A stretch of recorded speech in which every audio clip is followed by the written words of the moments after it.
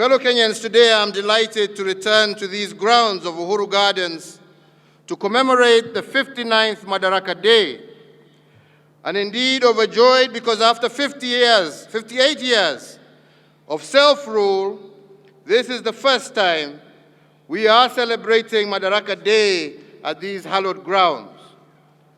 Madaraka Day is significant in our history because it is on this day in June 1963 that our founding fathers of our nation replaced the outgoing colonial government and formed the first indigenous government of Kenya.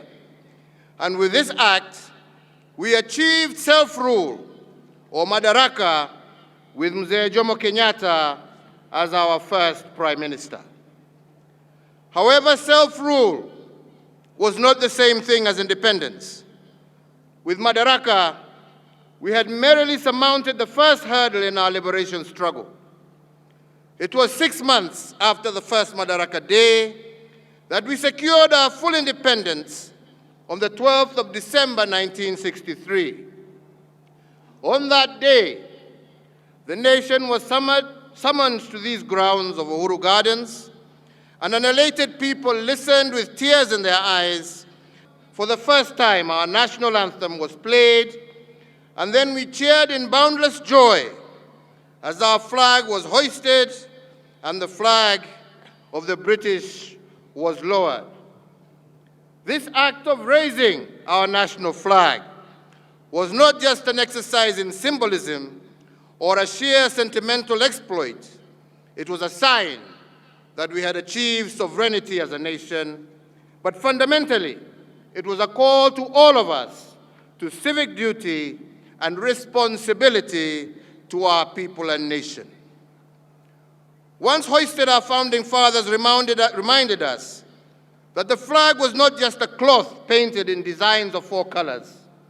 Instead, it was a painting of the national wounds and scars that we bear from our liberation struggle, coated with an illumination of our shared aspiration for our future.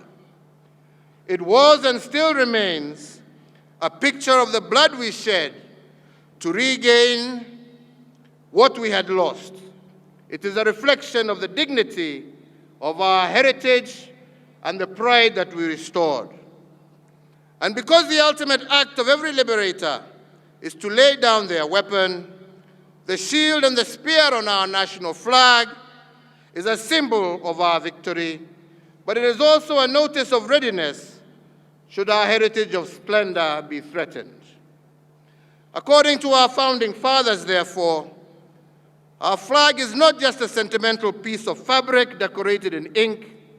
We must always remember that each time it flies, it is blown by the last breath of our liberators as they made their final bow to liberate our country, Kenya. Iwapo unapenda habari ninazokuletea, basi subscribe kwenye channel hii ili uwe unapata uhondo kila wakati. Shukran.